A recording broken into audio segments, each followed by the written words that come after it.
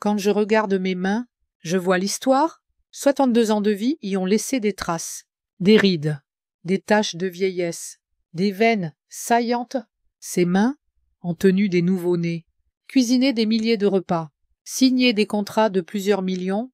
Ces mains ont bâti une entreprise de 47 millions. Et maintenant, mes propres enfants regardent ces mains et n'y voient que de la faiblesse. Je m'appelle Geneviève Moreau. J'ai fondé et je dirige Moreau Solutions de Restauration, la plus grande entreprise de restauration de l'État pour les clients corporatifs, les hôpitaux et les institutions éducatives. Et je suis sacrément fatiguée que mes enfants pensent que je suis une pièce de musée qu'il faut mettre au placard. Tout a commencé il y a 32 ans. Mon mari, Étienne, est mort subitement d'une crise cardiaque, à 42 ans, sans aucun signe de maladie. Il ne s'est simplement pas réveillé un matin. Je me suis retrouvée seule avec 2 enfants, Célestine, 11 ans, et Sébastien, 13 ans, et une hypothèque que je n'avais pas les moyens de payer.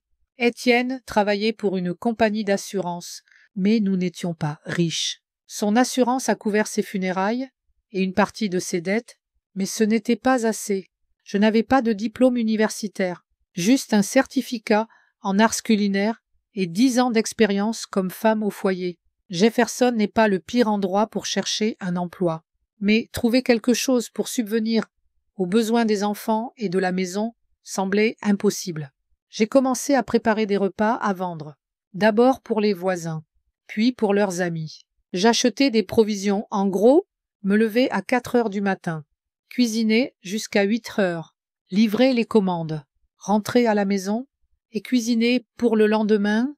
Célestine et Sébastien aidaient à emballer et parfois à livrer les repas. Ils détestaient ça, surtout Célestine. Elle a toujours été fière, ne voulait pas que ses amis la voient livrer des boîtes de nourriture. « Maman, c'est humiliant, » disait-elle, quand je lui demandais de livrer un déjeuner à la famille Patterson, qui vivait 3 maisons plus loin. Mais nous n'avions pas le choix, j'étais meilleure cuisinière que caissière ou vendeuse, et je pouvais le faire depuis la maison, tout en surveillant les enfants. Après 6 mois, je cuisinais déjà des déjeuners pour 20 familles chaque jour. 1 an plus tard, j'ai loué une petite cuisine dans une zone industrielle et embauché ma première aide, Bella Radley, une femme d'une 50aine d'années qui avait perdu son emploi dans une usine textile. La percée est venue quand un de mes clients, Joseph Stone, directeur d'un hôpital local, m'a proposé un contrat pour fournir les repas du personnel. C'était un risque. J'ai dû contracter un prêt, embaucher 3 personnes de plus, acheter du matériel. Sébastien disait à l'époque « Maman, c'est insensé, tu vas faire faillite et nous laisser à la rue. » Mais j'ai pris le risque et j'ai gagné. L'hôpital a été suivi par un contrat avec le gouvernement du comté, puis 2 grands centres de bureaux. Quand Célestine est entrée à l'université, Moreau Restauration servait 12 clients corporatifs réguliers et des dizaines d'événements ponctuels chaque mois. J'ai pu payer les frais de scolarité des 2 enfants, rembourser l'hypothèque et même acheter une nouvelle maison, pas un manoir, mais spacieuse, lumineuse, dans un bon quartier. Les enfants ont grandi. Sébastien a obtenu un diplôme en gestion et est parti à Chicago travailler dans une société d'investissement. S'est marié, a divorcé, s'est remarié. Il a eu un fils, Thibaut, ma seule joie parmi mes petits-enfants. Célestine a décroché un diplôme en marketing et est revenue à Jefferson. Pas qu'elle était enthousiaste à l'idée de travailler dans l'entreprise familiale, mais elle n'avait pas d'autres offres. J'ai créé un poste de directrice marketing pour elle, même si, à l'époque, tout notre marketing se résumait à des cartes de visite et des annonces occasionnelles dans le journal local. Moreau Restauration était devenu Moreau Solutions de Restauration, avec un bureau en centre-ville, 3 cuisines de production et un personnel de 80 employés. Nous servions des clients dans tout l'État et même dans les comtés voisins. J'ai embauché des gestionnaires professionnels, des chefs ayant travaillé dans des restaurants étoilés Michelin, des consultants en logistique. Sébastien est revenu de Chicago après son second divorce, ramenant Thibaut, alors âgé de 10 ans. Je lui ai proposé le poste de directeur financier. Il a accepté, mais sans enthousiasme, comme s'il me rendait service. Célestine, à ce moment-là, avait épousé Guillaume Lefebvre, un avocat de niveau intermédiaire, avait 2 filles, qui me traitaient avec une indifférence polie et dirigeait toujours le marketing de l'entreprise, bien qu'elle ait maintenant 3 subordonnés faisant tout le vrai travail. Je n'étais pas naïve. Je réalisais que mes enfants n'avaient pas hérité de ma passion pour les affaires. Ils considéraient l'entreprise comme acquise, comme un héritage inévitable qui leur reviendrait un jour, mais j'espérais qu'avec le temps, ils verraient le potentiel et comprendraient que Moreau Solutions de restauration n'était pas juste une entreprise, mais l'œuvre de ma vie. Il y a 5 ans, quand j'ai eu 67 ans, j'ai sérieusement envisagé de déléguer la gestion. Pas un départ complet, Dieu m'en garde. Je ne suis pas encore folle, mais une délégation graduelle de l'autorité. À ce moment-là, l'entreprise était évaluée à 38 millions d'euros. Nous avions des contrats avec les plus grandes corporations de l'État, 3 hôpitaux, 2 universités, des dizaines d'écoles. Nous avions lancé une gamme de plats surgelés, prêts à consommer, sous la marque Moreau Maison, pour la vente au détail. J'avais besoin d'une assistante personnelle, quelqu'un pour coordonner mes réunions, gérer la paperasse, faire le lien entre moi et le reste des départements. Quelqu'un d'intelligent, attentif, diplomate. Les ressources humaines m'ont envoyé le CV d'Élodie Beaumont. Quand elle est entrée dans mon bureau pour son entretien, j'ai vu une jeune fille mince de 22 ans, aux cheveux bruns courts et au regard las de quelqu'un habitué aux déceptions. Elle portait une jupe noire et un chemisier blanc, modeste mais de bon goût, autour de son cou. Une fine chaîne en argent avec un petit pendentif en forme de clé. J'ai appris plus tard que c'était la seule chose qui lui restait de sa mère. « Mademoiselle Beaumont, dis-je, désignant la chaise en face de mon bureau. Asseyez-vous. » Elle s'est assise, le dos droit, son CV sur les genoux. « Merci pour l'invitation. Madame Moreau. » Sa voix était douce, mais assurée. J'ai parcouru son CV. Licence en administration des affaires d'un collège local. 1 an dans une agence de voyage. 6 mois dans une entreprise de construction. Rien d'exceptionnel. Dites-moi, pourquoi voulez-vous travailler chez Moreau Restauration? Ça, elle a réfléchi un instant, puis a répondu: quand j'avais 14 ans, votre entreprise organisait les repas dans un camp d'été pour les enfants de familles d'accueil. J'étais l'un de ces enfants. C'était la première fois que je goûtais un vrai repas fait maison depuis la perte de mes parents. Je ne m'attendais pas à cette réponse. Nous avions un projet caritatif, des repas gratuits pour un camp d'enfants. Mais c'était il y a des années. Je me souviens du logo sur les contenants. A-t-elle continué? Et quand j'ai vu l'annonce, j'ai pensé que c'était un signe. Je sais que je n'ai pas beaucoup d'expérience, mais j'apprends vite et je veux vraiment faire partie d'une entreprise qui fait quelque chose de significatif. Il n'y avait ni jeu ni tentative de manipuler mes émotions dans ses paroles. Juste une réponse honnête. J'ai posé des questions sur ses compétences, son expérience, ses projets futurs. Elle a répondu clairement, sans mots superflus, montrant un esprit vif et pratique. À la fin de l'entretien, j'ai senti que j'avais trouvé exactement la personne que je cherchais. « Mademoiselle Beaumont, quand pouvez-vous commencer ?» Elle a cligné des yeux, visiblement surprise par une décision si rapide. « Je dois travailler 2 semaines à mon poste actuel. » 2 semaines. Lundi matin, 8 heures, je vous verrai dans ce bureau. C'était il y a 5 ans. Depuis, Élodie est devenue non seulement ma secrétaire, mais ma main droite. Elle a rapidement compris la structure de l'entreprise, appris les noms et postes de tous les employés clés, maîtrisé tous les programmes et systèmes. Elle arrivait avant moi et partait après, toujours prête pour des tâches non conventionnelles. Quand un contrat important a échoué à cause d'une erreur dans la documentation, Élodie a passé toute la nuit à vérifier chaque chiffre, à trouver l'écart et préparer une nouvelle proposition. Quand un scandale a éclaté avec un fournisseur de produits non conformes, elle a élaboré Un plan de communication de crise qui a sauvé notre réputation. Quand il a fallu négocier avec un syndicat, elle a rassemblé toutes les informations nécessaires, préparé les arguments, s'est assise à côté de moi, à la table des négociations, et glissé discrètement les bons documents au bon moment. Elle ne cherchait ni reconnaissance ni éloge, ne tentait pas de surpasser ses collègues ou d'avancer sa carrière. Elle faisait simplement son travail du mieux qu'elle pouvait. J'ai commencé à lui confier de plus en plus de tâches et elle ne m'a jamais déçue, contrairement à mes enfants.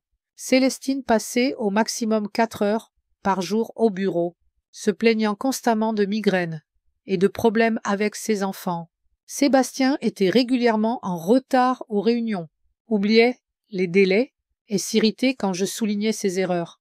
Tous deux recevaient des salaires généreux et des primes, mais traitaient l'entreprise comme une vache à lait, pas comme un organisme vivant, nécessitant une attention et des soins constants. Les premiers signes qu'il me trouvait trop vieille pour gérer sont apparus il y a 2 ans, lors de la réunion trimestrielle du Conseil. Célestine a suggéré d'optimiser notre structure de gestion. Sous ce beau jargon se cachait une proposition de créer un poste de directeur exécutif qui reprendrait certaines de mes responsabilités. « Maman, comprends, c'est pour ton bien », a dit Célestine après la réunion. « Tu as 70 ans. Tu ne peux pas travailler à ce rythme. Pour toujours. » Je me sens bien. Ai-je répondu? Et tant que je suis vivante, je suis toujours la PDG. Mais tu n'es pas immortelle, a ajouté Sébastien. Que devient l'entreprise s'il t'arrive quelque chose? Mon testament est très clair. L'entreprise ira à vous deux en part égale.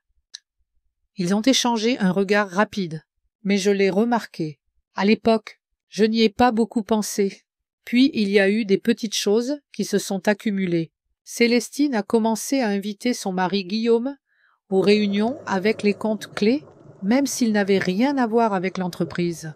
Sébastien passait plus de temps avec le département financier, posant des questions sur les détails des contrats, l'accès aux comptes bancaires. Ils ont cessé de m'informer de certaines réunions, prenant des décisions sans mon avis. Pour mon 72e anniversaire, il y a 3 mois, ils ont organisé une célébration somptueuse au bureau principal. Gâteaux, champagne, fleurs, discours. Célestine m'a offert une montre en or, magnifique, coûteuse, gravée, Geneviève Moreau, fondatrice et inspiratrice. C'était comme si j'étais déjà à la retraite. « Maman, tu as créé quelque chose d'incroyable », a dit Célestine, levant son verre. « Mais il est temps de penser à une retraite bien méritée. Tu devrais profiter des fruits de ton travail, pas rester au bureau jusqu'à minuit. » Le personnel a applaudi. J'ai souri, mais à l'intérieur, je ressentais une inquiétude croissante. Ce n'était pas juste une fête d'anniversaire. C'était une répétition de mon départ. Après la célébration, Élodie est entrée dans mon bureau avec un dossier de documents. « Madame Moreau, j'ai préparé les rapports pour le nouveau contrat avec le centre médical, » a-t-elle dit, posant le dossier sur le bureau. Puis, baissant la voix, elle a ajouté « Et il y a autre chose que vous devriez voir. » Elle a sorti une clé USB de son sac. Qu'est-ce que c'est? Un enregistrement de la réunion d'hier entre mademoiselle Célestine et monsieur Sébastien avec un avocat de Brightwood et associé. Il ne savait pas que j'étais dans le bureau d'à côté. Tu espionnes mes enfants? Je ne savais pas si je devais être indignée ou reconnaissante. Non, madame. Je protège les intérêts de l'entreprise et les vôtres. S'il vous plaît, écoutez juste. Mais j'ai inséré la clé USB dans l'ordinateur et lancé l'enregistrement. La voix de Célestine était claire et assurée. Un examen médical. Il nous faut une preuve qu'elle n'est plus capable de prendre des décisions éclairées. Le dernier contrat avec les écoles de la ville est une erreur évidente. Nous perdons de l'argent. Ce pourrait être le premier signe de démence. La voix de Sébastien. Célestine, n'exagère pas. Maman n'a pas de démence. Elle est juste dépassée. Des techniques de gestion du siècle dernier. Pas de flexibilité. Pas de compréhension des tendances actuelles. La voix de l'avocat. Dans tous les cas, vous aurez besoin de l'avis d'au moins 2 médecins indépendants pour entamer une procédure visant à la déclarer incompétente pour diriger l'entreprise. Et je dois vous avertir, c'est un processus long et compliqué, surtout si elle résiste. J'ai arrêté l'enregistrement. Mes mains tremblaient, mais pas de peur ni de ressentiment, de colère. Quand était-ce? Hier à 16h30, a répondu Élodie. J'ai entendu le début de la conversation par hasard, alors j'ai pensé à l'enregistrer. Je m'excuse si j'ai outrepassé mes fonctions. Non, tu as bien fait. Je me suis adossée à mon fauteuil. Donc, mes enfants pensent que je suis une vieille femme sénile qu'il faut reléguer aux oubliettes de l'histoire. Ils ne savent pas ce qu'ils font, a dit Élodie doucement. L'entreprise prospère grâce à vous. Le dernier contrat avec les écoles est une décision stratégique, même si la première année n'est pas très rentable. C'est un investissement à long terme pour notre réputation. Je l'ai regardée avec surprise. Elle comprenait vraiment la nature de mes décisions mieux que mes propres enfants. Que vas-tu faire? Y a-t-elle demandé. Je ne savais pas. Tout ce que je ressentais à ce moment était de l'épuisement et de la frustration. J'avais passé 3 décennies à construire cette entreprise, me privant de toutes pour offrir une meilleure vie à mes enfants. Et voilà comment ils me remercient. Rien pour l'instant, dis-je. J'ai besoin d'y réfléchir. Élodie a hoché la tête et s'est dirigée vers la porte, mais s'est arrêtée sur le seuil. Madame Moreau, vous êtes plus forte qu'ils ne le pensent, et plus intelligente. Ne les laissez pas prendre ce qui vous appartient de droit. Si, après son départ, je suis restée longtemps assise, regardant par la fenêtre la ville qui avait été témoin de mon parcours, de veuve femme au foyer à propriétaire d'une entreprise de plusieurs millions d'euros, Jefferson n'était pas New York ou Chicago. Mais ici, j'avais créé quelque chose de significatif, dont j'étais fière, et je n'allais pas l'abandonner si facilement, pas même à mes propres enfants, surtout pas à mes propres enfants. La semaine après mon anniversaire s'est passée dans une attente tendue. Je ne savais pas quand Célestine et Sébastien passeraient à l'étape suivante. Mais j'étais sûre qu'ils ne s'arrêteraient pas aux réunions secrètes avec des avocats. J'examinais chaque document que je signais, posais plus de questions lors des réunions, et essayais de ne pas rester seule longtemps. Avec l'un ou l'autre des enfants, Élodie est devenue mes yeux et mes oreilles au bureau. Elle remarquait les petites choses, chuchotait mince. Regarde, conversation s'interrompant soudainement quand j'apparaissais. Pas de l'espionnage flagrant, juste de l'attention. Chaque matin, elle m'apportait un café et un bref rapport sur l'ambiance de l'entreprise. Ce matin-là, son visage était particulièrement sérieux. Quelque chose s'est passé, ai-je demandé, prenant une tasse de café. Élodie a fermé la porte du bureau et s'est assise en face de moi. Mademoiselle Célestine est sortie avec Alphonse Dubois hier. Alphonse Dubois était le président du conseil d'administration de Moreau Solutions de Restauration. Techniquement, je rendais des comptes au conseil, bien que, en pratique, mon mot ait toujours été décisif. Après tout, je possédais la majorité des parts. Mais le conseil pouvait causer des problèmes s'il décidait d'agir contre moi. De quoi ont-ils parlé? Je ne sais pas exactement. Ils déjeunaient à l'Huître Bleue. Jeannette de la comptabilité les a vus là-bas. J'ai bu une gorgée de café. L'Huître Bleue était le restaurant le plus cher de la ville, un lieu pour des occasions spéciales et des réunions d'affaires importantes. Célestine n'aurait pas emmené Dubois là-bas juste pour discuter. Quoi d'autre? Sébastien a demandé un état financier complet des 5 dernières années. Il a dit qu'il préparait une présentation pour des investisseurs potentiels. Quel genre d'investisseurs? Nous ne cherchons pas de financement extérieur. Exactement. Élodie a pincé les lèvres. Et autre chose. Monsieur Lefebvre, le mari de mademoiselle Célestine, a appelé 2 fois hier, insistant pour que je précise les horaires exacts de toutes vos réunions ensemble aujourd'hui. Guillaume Lefebvre, un avocat de niveau intermédiaire avec beaucoup d'ambition. Célestine l'a rencontré lors d'un événement caritatif il y a 8 ans et il la voyait comme un ticket pour la richesse. Je ne serais pas surprise si l'idée de m'écarter du conseil venait de lui. Merci. Élodie. Tiens-moi informée. Elle a hoché la tête et quitté le bureau. Et j'ai ouvert mon agenda. J'avais un rendez-vous avec Célestine à 11 heures pour discuter de la nouvelle stratégie marketing. Normalement, je ne prêtais pas beaucoup d'attention à ces réunions. Célestine proposait rarement quelque chose de vraiment valable. Alors je hochais la tête, faisais quelques ajustements et la laissais vaquer à ses occupations. Mais aujourd'hui pourrait être différent. J'ai décidé de me préparer. J'ai ouvert les derniers rapports du département marketing, regardé les chiffres, analysé l'efficacité des campagnes récentes. Comme je m'y attendais, les résultats étaient médiocres. Ce qui manquait à Célestine n'était pas tant le talent qu'un véritable intérêt pour l'entreprise à 11 heures précises. La porte de mon bureau s'est ouverte sans qu'on frappe. Célestine est entrée, portant un dossier et un porte-bloc. Elle était vêtue d'un élégant costume gris, ses cheveux en chignon serré, son maquillage impeccable. Elle ressemblait à une femme d'affaires prospère d'une publicité pour montre de luxe. Seuls ses yeux trahissaient l'attention. Trop brillants, trop déterminés. « Bonjour, maman », a-t-elle dit, sans sourire.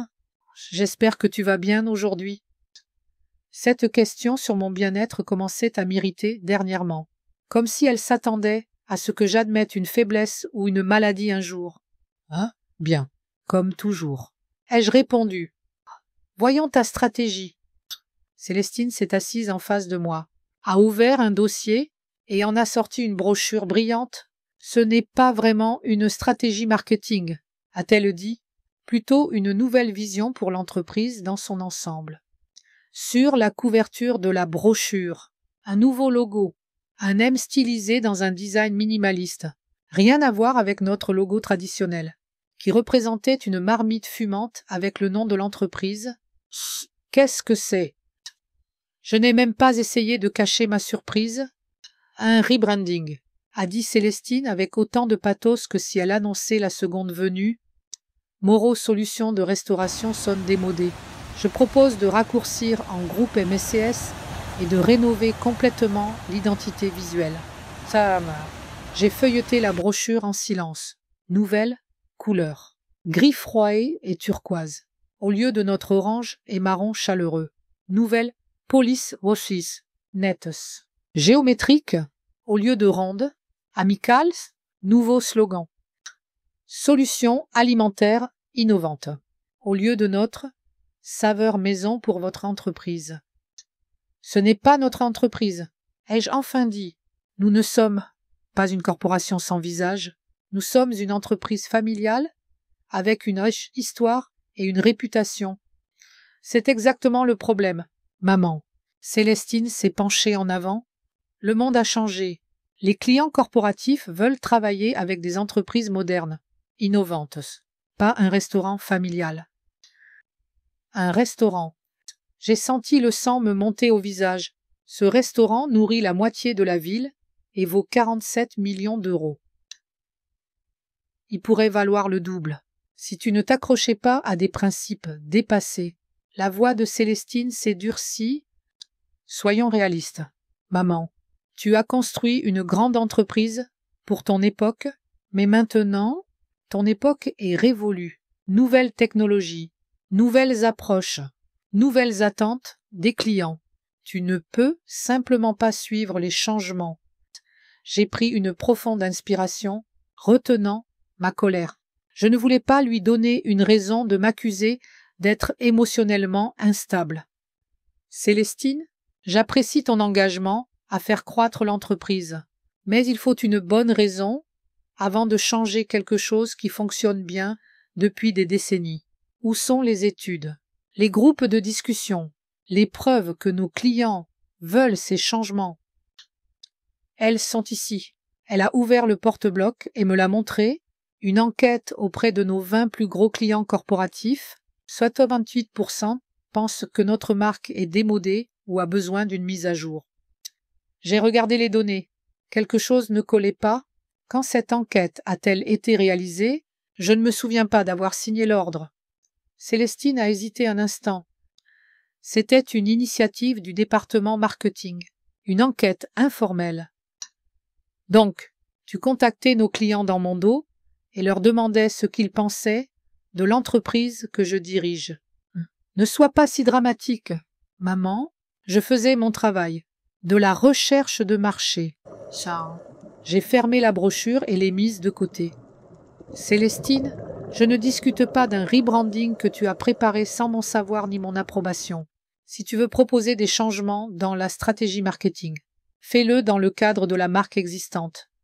Le visage de ma fille s'est tordu de colère. Elle n'a jamais su cacher ses émotions. Une autre raison pour laquelle elle ne ferait pas une bonne gestionnaire. Tu es insupportable, s'est-elle exclamée. Tu refuses d'écouter toute proposition qui ne correspond pas à ta vision. L'entreprise étouffe sous ton contrôle. L'entreprise prospère sous ma direction. J'ai gardé mon calme, même si je bouillais intérieurement. Si tu n'aimes pas mes politiques, tu peux toujours trouver un autre emploi. C'était une erreur. Lui rappeler qu'elle dépendait de moi n'a fait que la rendre plus furieuse. Un autre emploi. Célestine s'est levée, posant ses mains sur mon bureau. Cette entreprise est autant la mienne que la tienne. J'ai grandi avec je connais chaque client, chaque fournisseur. J'ai mon mot à dire. Tu as ton mot à dire en tant que directrice marketing, pas en tant que propriétaire. Ça, pas encore propriétaire, a-t-elle plissé les yeux. Mais un jour, Moreau Restauration sera à moi, et je ne te laisserai pas la ruiner avec ton obstination avant que je prenne les rênes. Voilà, une menace directe. J'ai ressenti un étrange soulagement que les masques tombent enfin. Donc, tu attends juste que je meure, ou que je devienne incapable.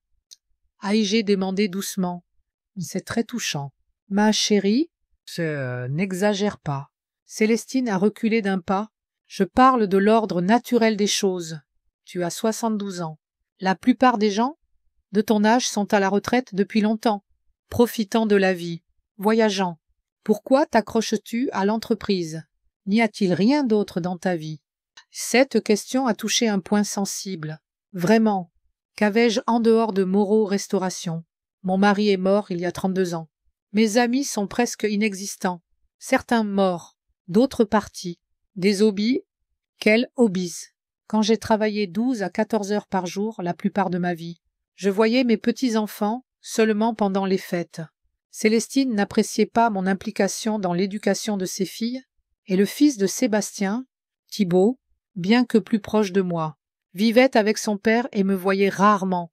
Mais je n'allais pas admettre ma vulnérabilité devant ma fille. Ma vie ne te regarde pas, Célestine. Et si tu te soucies vraiment de l'entreprise, et pas seulement de tes ambitions, tu dois réaliser que des changements drastiques peuvent causer des dommages irréparables. Tu sais quoi, maman? Célestine a rassemblé ses documents. J'ai essayé d'être gentille. J'espérais que tu réaliserais qu'il est temps de laisser la place à une nouvelle génération. Mais tu es trop têtue, trop autoritaire. Tu ne me laisses pas le choix. De quel choix parles-tu? Elle s'est dirigée vers la porte, mais s'est arrêtée sur le seuil. Le conseil d'administration. En fin de compte, ils peuvent initier un changement de direction, s'ils estiment que le PDG ne fait pas son travail. J'ai la majorité des parts. Lui ai-je rappelé? Les parts peuvent être contestées, si le propriétaire est déclaré incapable. A riposté Célestine, surtout s'il y a des preuves que ses décisions nuisent à l'entreprise. Sourcée, elle est sortie, claquant la porte bruyamment. Je suis restée assise, fixant la porte fermée, mes mains tremblaient. Plus de colère, mais de la réalisation d'une menace réelle. Célestine ne rêvait pas seulement de mon départ. Elle y travaillait activement, recherchant des failles juridiques, préparant le terrain. J'ai pris mon téléphone et appelé mon avocat, Simone Briand. Nous travaillions ensemble depuis plus de 20 ans, et je lui faisais entièrement confiance. Simon, j'ai besoin de tes conseils. C'est urgent. Aujourd'hui, si possible. Quelque chose ne va pas. Geneviève. Sa voix semblait inquiète. Oui, Ma file essaye de m'écarter de l'entreprise. La réunion avec Simon était prévue à 16 heures. Jusque-là, j'ai essayé de travailler normalement, bien que mon esprit revenait sans cesse à la confrontation avec Célestine. J'ai examiné des rapports, tenu une vidéoconférence prévue avec des fournisseurs et signé les documents qu'Élodie apportait. Elle était d'une efficacité irréprochable, comme toujours, mais je voyais l'inquiétude dans ses yeux. À 16 heures, Simone Briand est entré dans mon bureau, un homme grand et mince d'une 60aine d'années, avec une barbe grise soigneusement taillée. Il était vêtu d'un costume gris impeccable et portait une mallette en cuir qui semblait l'accompagner depuis toute sa carrière. « Geneviève, il m'a serré la main chaleureusement. Ça, dis-moi ce qui se passe. » J'ai décrit la situation. De la conversation qu'Élodie avait entendue à la confrontation d'aujourd'hui avec Célestine, Simon a écouté attentivement, prenant parfois des notes dans son carnet. « Donc, a-t-il dit quand j'ai fini, ta fille veut entamer une procédure pour te déclarer incompétente à diriger l'entreprise et transférer le contrôle au conseil d'administration, qui, vraisemblablement, la nommera nouvelle PDG. Oui, c'est à peu près ça. C'est un processus compliqué et long. » Simon a tapoté son stylo sur son carnet. « Ils auront besoin de preuves solides de ton incompétence, rapports médicaux, preuves de mauvaise gestion systématique ayant nui à l'entreprise. Ont-ils quelque chose de concret ?» J'y ai pensé. Célestine a mentionné le contrat avec les écoles de la ville. Il n'est vraiment pas très rentable à court terme, mais c'est une décision stratégique. Dans 2 ou 3 ans, il commencera à générer un profit stable. Est-ce cette décision a été approuvée par le département financier? Oui, Sébastien a signé toutes les calculs, bien qu'à contre-cœur. Autre chose. Je ne sais pas, peut-être qu'il rassemble des informations sur certaines de mes erreurs. Célestine a dit qu'elle sondait les clients sans que je le sache. Ça... Simon a froncé les sourcils. C'était plus sérieux. Elle pourrait poser des questions orientées, formulées pour obtenir les réponses qu'elle veut. Que dois-je faire? D'abord, vérifier ta santé, a dit Simon fermement. Un examen médical complet par des spécialistes indépendants. Nous avons besoin de documents prouvant que tu es en parfaite santé, physiquement et mentalement. Je suis en parfaite santé. Je n'en doute pas. Mais nous avons besoin de papiers officiels, au cas où il tenterait de contester ta capacité juridique. Il avait raison. J'ai hoché la tête. Bien. Quoi d'autre? Deuxièmement, un audit de l'entreprise, indépendant, approfondi. Si tes décisions de gestion étaient effectivement, stratégiquement, judicieuses, un audit le prouvera. Ça va prendre du temps. Oui, mais mieux vaut prévenir que guérir. Et troisièmement, Simon a hésité. Il pourrait être utile de revoir ton testament. Chut. Je l'ai regardé avec surprise. Qu'est-ce que le testament a à voir là-dedans? Il s'agit de m'écarter du conseil pendant que je suis vivante. C'est vrai, mais s'ils sont prêts à franchir ce pas, cela signifie qu'ils veulent le contrôle de l'entreprise à tout prix et en cas de circonstancé imprévu. Tu dois t'assurer que ton testament soit respecté. Circonstancés imprévus. Simon était trop délicat pour dire en cas de ta mort. Mais j'ai compris l'idée. Ce soir-là, j'ai reçu un courriel d'Alphonse Dubois, le président du conseil d'administration, m'informant d'une réunion spéciale du conseil prévue pour le mardi suivant, avec un seul point à l'ordre du jour. Évaluer l'efficacité de la direction actuelle de l'entreprise. J'ai appelé Alphonse immédiatement. Nous nous connaissions depuis 15 ans.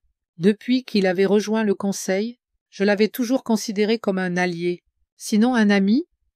Alphonse, que se passe-t-il? Pourquoi cette réunion est-elle convoquée sans que j'en sois informé? Geneviève, j'allais justement t'appeler. Sa voix semblait tendue. Ce n'est pas moi qui prends l'initiative. 3 membres du conseil ont requis une réunion spéciale. Les statuts m'obligent à en convoquer une. Qui l'a requis? Pause. Geneviève, je ne peux pas. Allons, Alphonse. Nous savons tous les deux que Célestine est derrière. La question est, pourquoi la laisses-tu faire? Je ne laisse faire personne. Il semblait sur la défensive. Je suis les procédures. Et franchement, certaines des questions soulevées par Célestine méritent discussion. Comme quoi, le contrat avec les écoles, ton refus de rebrander, ta réticence à déléguer l'autorité. Tu as discuté des décisions de gestion avec ma fille dans mon dos. Je ne pouvais croire à une telle trahison. Geneviève, tu dois comprendre. Le conseil est responsable envers tous les actionnaires. S'il y a une inquiétude que l'entreprise n'atteigne pas son potentiel à cause d'une approche conservatrice de la gestion, nous avons l'obligation de l'aborder. Approche conservatrice. J'ai presque ri d'indignation.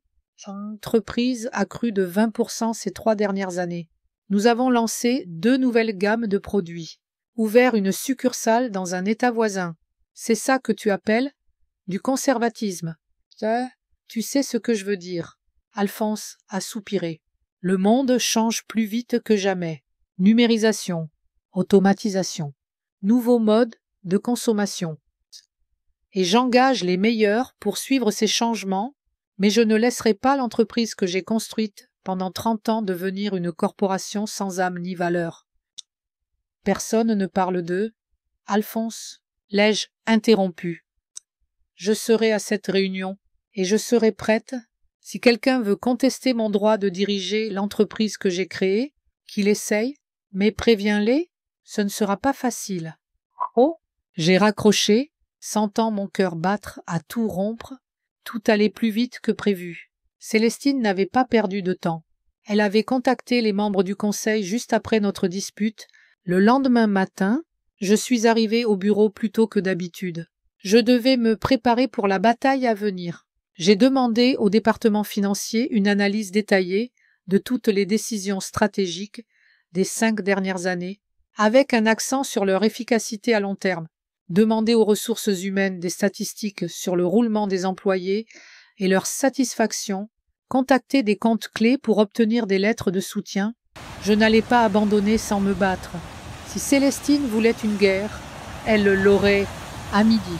Sébastien est entré dans mon bureau sans frapper. Son visage était un mélange de culpabilité et de détermination. « Maman, il faut qu'on parle. » « À propos de quoi, Sébastien? De comment toi et ta sœur planifiez de partager mon entreprise? » Il a froncé le nez. « Ne sois pas comme ça. Nous voulons juste discuter de l'avenir. » L'avenir. Je me suis adossée à mon fauteuil. « D'accord, discutons-en. Quel avenir vois-tu pour Moreau Restauration ?» Sébastien s'est assis en face de moi, frottant ses mains. Un geste qu'il faisait depuis l'enfance, quand il était nerveux. Je vois une entreprise qui conserve ses valeurs, mais devient plus moderne, plus dynamique, avec une division plus claire des responsabilités et de l'autorité. Et où suis-je dans ce tableau? Il a détourné le regard. Tu pourrais être présidente d'honneur, consultante. Ton expérience est inestimable. Mais les jeunes et énergiques devraient être aux commandes. Ai-je fini pour lui, comme toi et Célestine? Ça n'a pas à être nous, a-t-il dit. Incertain. Nous pourrions engager un PDG professionnel de l'extérieur. C'était une nouveauté. Donc, les enfants étaient en désaccord. Célestine se voyait clairement à ma place, et Sébastien semblait préférer une figure neutre.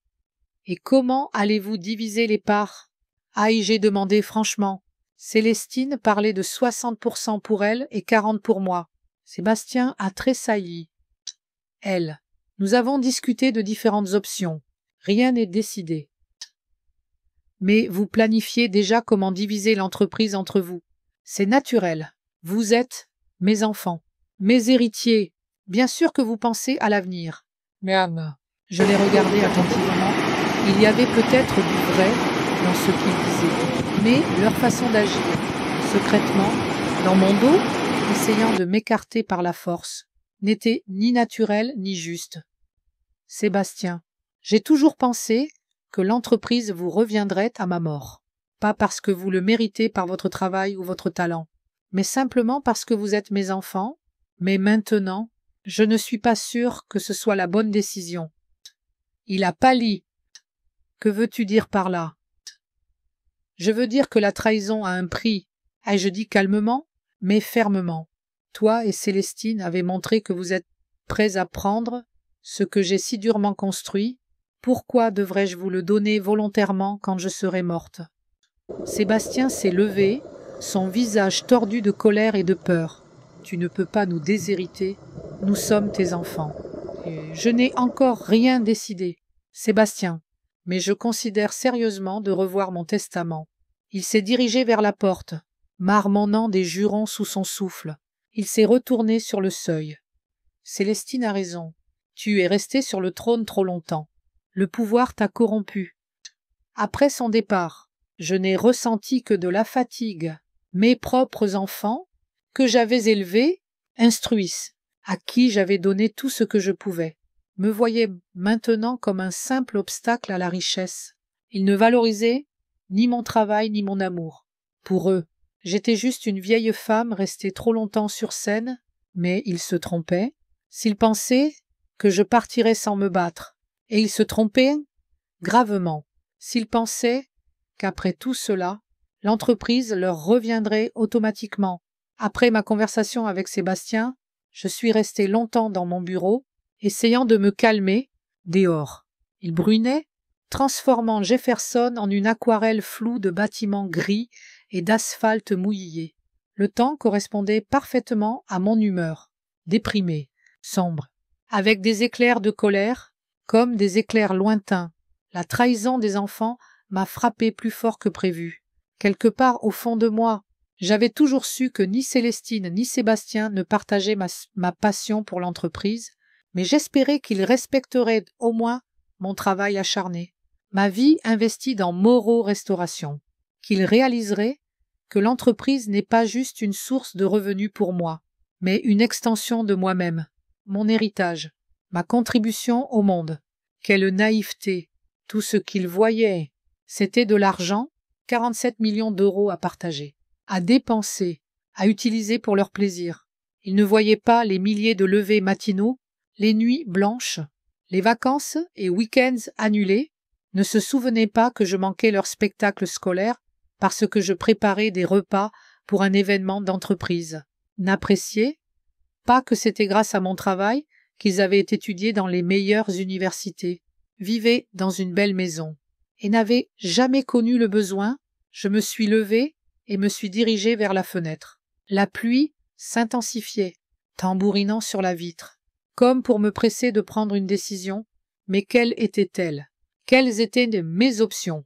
Premièrement, abandonner, prendre ma retraite, céder les rênes à mes enfants ou au PDG qu'ils engageraient, devenir présidente d'honneur sans réel pouvoir. Deuxièmement, me battre, utiliser ma majorité des parts, le soutien des clients clés, la loyauté de la plupart des employés. Troisièmement, je ne savais pas encore quelle était cette option, mais je sentais qu'il devait y avoir une autre voie. On a frappé à la porte. Je savais que c'était Élodie. Seule elle frappait ainsi, 2 coups courts. Un long? Entre, ai-je dit, sans me détourner de la fenêtre. Élodie est entrée. Pourtant, un plateau avec une tasse de thé et une assiette de biscuits aux amandes, mes préférés. J'ai pensé que vous pourriez avoir besoin d'une collation. A-t-elle dit, posant le plateau sur la table. Vous n'avez pas quitté votre bureau depuis ce matin. Oh. Je me suis tournée, essayant de sourire. Merci, ma chère, tu es toujours aussi attentionnée. Elle m'a regardé attentivement. Vous êtes bouleversée. Quelque chose s'est passé.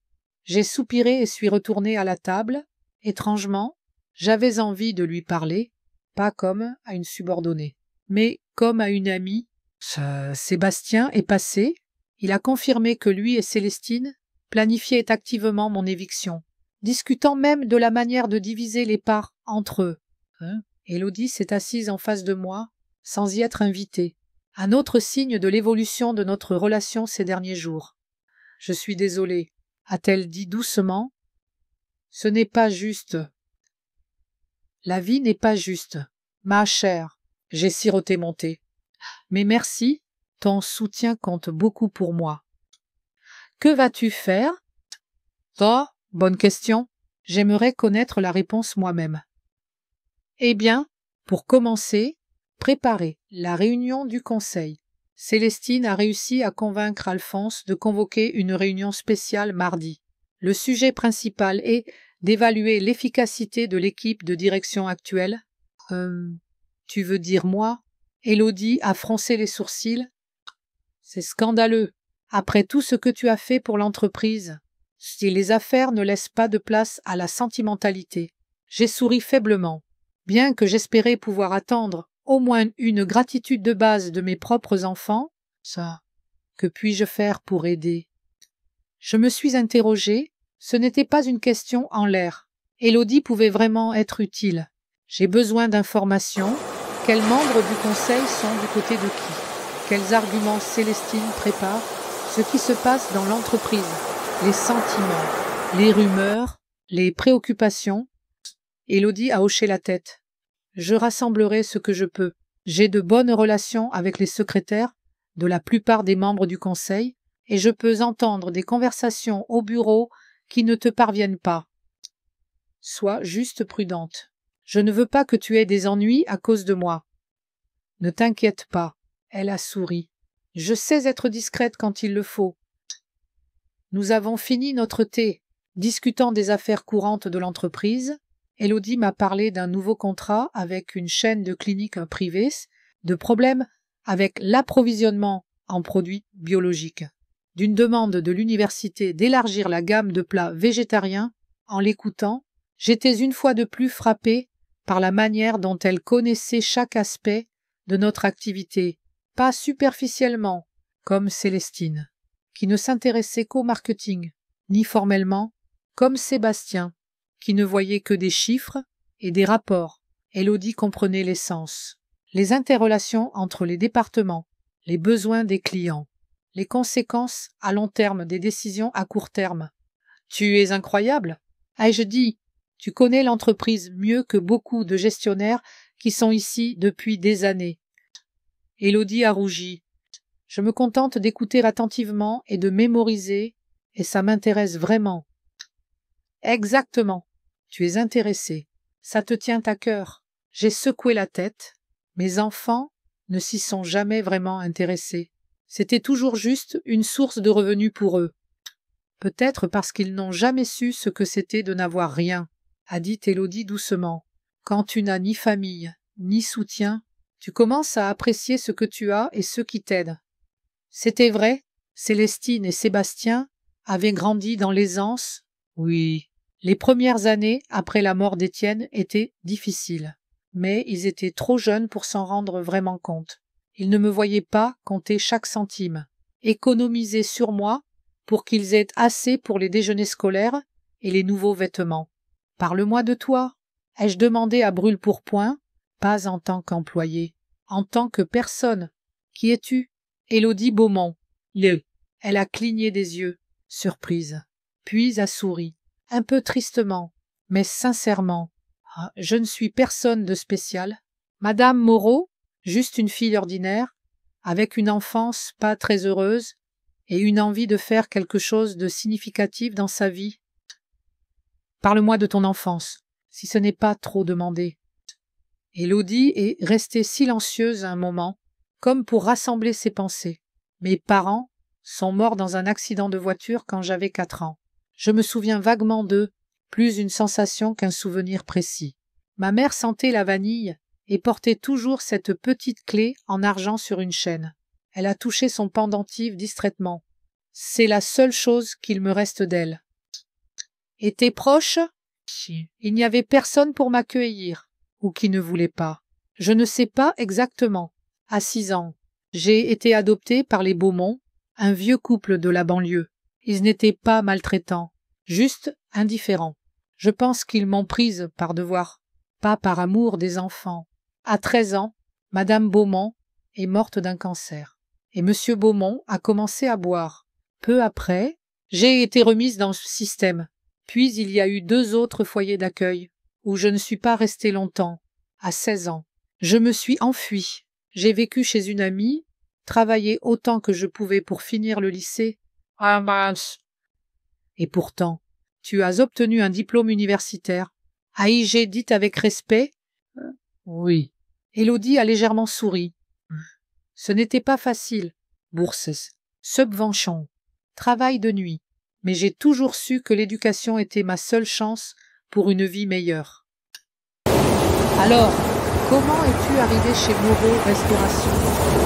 Je ne plaisantais pas quand j'ai parlé du camp d'été. C'était vraiment l'un des souvenirs les plus vifs de mon enfance.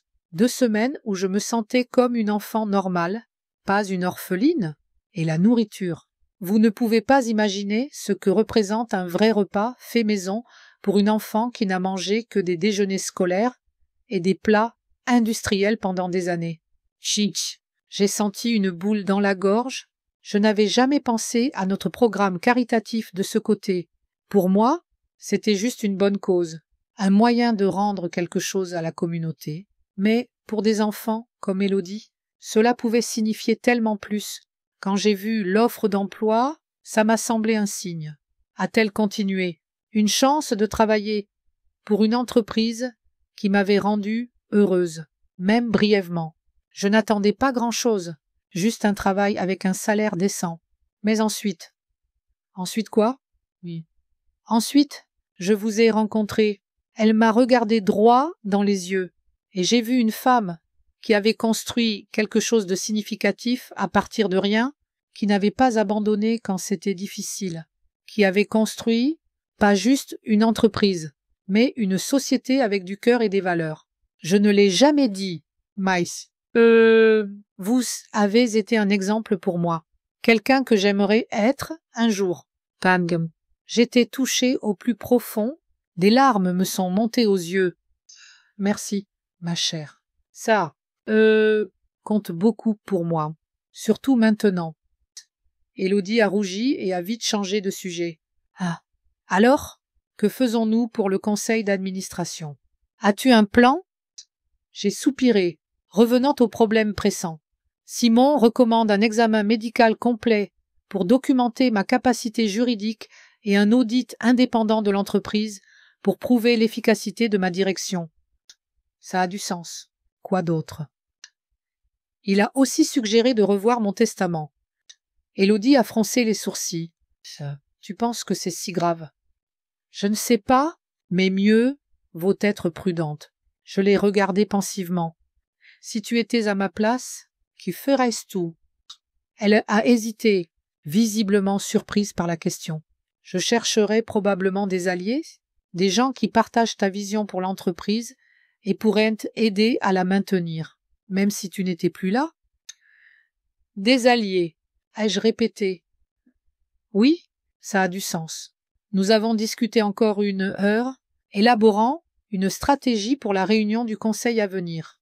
Élodie a proposé des idées brillantes, comme préparer une présentation sur les résultats à long terme de mes décisions controversées, montrant comment elles avaient finalement conduit à une augmentation des profits, ou inviter des représentants de clients clés à la réunion qui pourraient témoigner de leur satisfaction envers nos services. Quand elle est partie, je suis restée assise à la table, réfléchissant à notre conversation. Quelque chose en Élodie touchait une corde sensible en moi, peut-être son détermination, si semblable à la mienne quand j'étais plus jeune, peut-être sa compréhension de la nature des affaires, qui manquait cruellement à mes enfants, ou simplement une décence humaine, une qualité rare de nos jours. Des alliés, ai-je répété à moi-même, des gens qui partagent ma vision et pourraient la maintenir en vie. Et soudain, ça m'a frappé. La solution, la 3e option que je cherchais, était là, devant moi. Depuis le début, j'ai pris mon téléphone et appelé Simon. J'ai besoin de changer mon testament. Ai-je dit sans préambule, dans combien de temps pouvons-nous le faire? Geneviève, il semblait surpris. Es-tu sûre? C'est une grande décision. Je suis absolument sûre. De plus, je veux que ce soit fait d'ici mardi, avant la réunion du conseil. Simon est resté silencieux un instant. Je peux organiser ça pour lundi, mais j'ai besoin de connaître les détails des changements pour préparer les documents. Je viendrai te voir demain, et nous en discuterons. Et Simon, ça doit rester strictement entre nous. Personne ne doit savoir, surtout pas mes enfants. Bien sûr, la confidentialité du client est sacrée. En raccrochant, j'ai ressenti un soudain soulagement, comme si le poids qui pesait sur mes épaules s'était allégé. J'avais un plan. J'ai passé le week-end à préparer les 2 événements les plus importants de la semaine à venir. Une réunion avec mon avocat et une réunion du conseil. J'ai rassemblé tous les documents nécessaires, analysé les finances. Préparé des arguments contre les accusations possibles de Célestine. Élodie, fidèle à sa parole, a recueilli des informations et m'a fait un rapport. Selon ses sources, Célestine avait réussi à convaincre seulement 2 membres du conseil de la soutenir pleinement. 3 autres, dont Alphonse, adoptaient une attitude attentiste. Les 6 autres penchaient pour maintenir le statu quo, c'est-à-dire ma direction. Lundi matin, je suis allé au bureau de Simon, un solide bâtiment en briques rouges dans le quartier des affaires de Jefferson. Sa secrétaire, une femme de mon âge, avec qui nous échangions parfois des recettes de biscuits, m'a escorté dans le bureau de l'avocat. Simon s'est levé de derrière son bureau pour m'accueillir. Une pile de documents sur la table, un brouillon du Nouveau Testament qu'il avait préparé basé sur notre conversation préalable. « Oh, assieds-toi, Geneviève », a-t-il dit, désignant une chaise. « J'ai préparé tout ce que tu as demandé, mais je veux m'assurer que tu comprends pleinement les implications de ce changement. » Je me suis assise, lissant les plis de ma jupe. « Simon, nous nous connaissons depuis plus de 20 ans. M'as-tu déjà vu prendre des décisions importantes sans les réfléchir ?» Il a souri. « Non, c'est pourquoi je m'inquiète. Ce n'est pas dans tes habitudes de faire des changements aussi drastiques en si peu de temps. Les circonstances ont changé drastiquement. Simon, mes enfants ont montré leur vrai visage concernant moi et l'entreprise. Je ne peux pas leur confier l'œuvre de ma vie. » Il a hoché la tête, reconnaissant mon point de vue. « Et tu es sûr que mademoiselle Beaumont est une alternative appropriée. » Je n'étais pas surprise qu'il pose la question. Après tout, j'allais laisser la majorité des parts d'une entreprise de plusieurs millions d'euros à une fille qui travaillait pour moi depuis seulement 5 ans. « Je suis plus que sûre, » ai-je répondu fermement. Élodie a toutes les qualités nécessaires pour diriger Moreau Restauration. Elle est intelligente, travailleuse, intègre. Elle comprend l'entreprise et partage mes valeurs. Et tout aussi important, elle est dévouée à l'entreprise, pas pour l'argent, mais parce qu'elle croit vraiment en ce que nous faisons. Néanmoins, une telle décision provoquera de la résistance, a dit Simon prudemment. Tes enfants contesteront probablement le testament. Qu'ils essayent. Ai-je haussé les épaules. Tu as dit toi-même que légalement, j'ai tout droit de disposer de mes biens comme je l'entends. Oui, mais ils pourraient arguer que tu étais incapable ou sous influence. Donc, nous allons faire un examen médical complet et je veux des témoins indépendants, présents à la signature du testament, qui pourront confirmer que j'agis de mon plein gré et en pleine possession de mes moyens. Simon a hoché la tête. J'ai déjà organisé cela. Le docteur Richards sera ici dans une demi-heure pour faire une évaluation préliminaire de ton état mental et j'ai invité 2 notaires comme témoins. Bien. Ah, je souris. Tu es toujours un pas en avance. Simon, nous avons passé l'heure suivante à examiner chaque clause du Nouveau Testament. Le changement majeur était spectaculaire. Au lieu d'une division égale des parts entre Célestine et Sébastien, la majorité, 16% allait à Élodie Beaumont. Les enfants recevaient 15% chacun. Les 10% restants seraient répartis entre mon petit-fils Thibaut et une œuvre caritative pour les orphelins que je prévois de créer. De plus, Élodie était nommée exécutrice testamentaire et dotée du pouvoir de prendre toutes les décisions concernant l'entreprise en cas de mon incapacité ou de ma mort. C'était une clause importante. Vu les tentatives de Célestine de m'écarter de la gestion, il y a une chose que j'aimerais ajouter ici, ai-je dit, finissant de lire le document. Je veux inclure une lettre expliquant ma décision pour qu'il n'y ait aucun doute sur mes motifs. C'est une bonne idée. A. Approuvé Simon. Tu peux la dicter maintenant et nous l'inclurons dans le dossier. J'ai expliqué pourquoi j'avais pris cette décision, pas par vengeance ou ressentiment, mais par réelle préoccupation pour l'avenir de l'entreprise. Simon a noté mes paroles, hochant la tête occasionnellement. Le docteur Richard est ensuite arrivé pour évaluer mon état mental. J'ai répondu à des questions, passé des tests standardisés de mémoire, logique et capacité de décision. À la fin, il a émis un rapport confirmant ma pleine capacité, puis les notaires sont arrivés, un homme et une femme, tous deux avec une solide expérience professionnelle. Ils ont examiné ma carte d'identité, posé quelques questions pour s'assurer que j'agissais volontairement et consciente des conséquences de mes actes. Enfin, le moment de la signature est venu. Simon a étalé les documents sur la table, indiquant les endroits pour les signatures. J'ai pris le stylo, réfléchissant un instant à l'importance de ce moment. Une signature et l'avenir de l'entreprise. L'œuvre de ma vie changerait pour toujours. Mais il n'y avait aucun doute. J'étais absolument certaine de ma décision. Élodie était la bonne personne pour maintenir et développer ce que j'avais créé. Elle méritait cette chance plus que mes enfants, qui attendaient juste une occasion de tout changer. J'ai apposé ma signature sur chaque page du testament, sur la lettre, expliquant mes motifs, sur tous les documents associés. Les notaires ont tout scellé avec leur sceau et signature. Le docteur Richards a joint son rapport. C'est fait, a dit Simon, rassemblant les documents. Le Nouveau Testament prend effet immédiatement, remplaçant toutes les versions précédentes.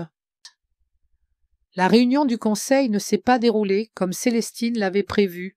J'étais bien préparée, armée de faits, du chiffre et du soutien de la majorité. Quand Célestine a commencé son discours sur la nécessité de moderniser la gestion et les signes d'approche dépassés, j'ai calmement présenté les résultats d'un audit indépendant, montrant la croissance constante de l'entreprise sous ma direction.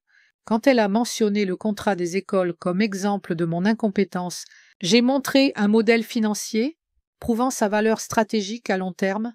À la fin, le Conseil a voté pour maintenir la structure de gouvernance actuelle. 8 voix contre 3.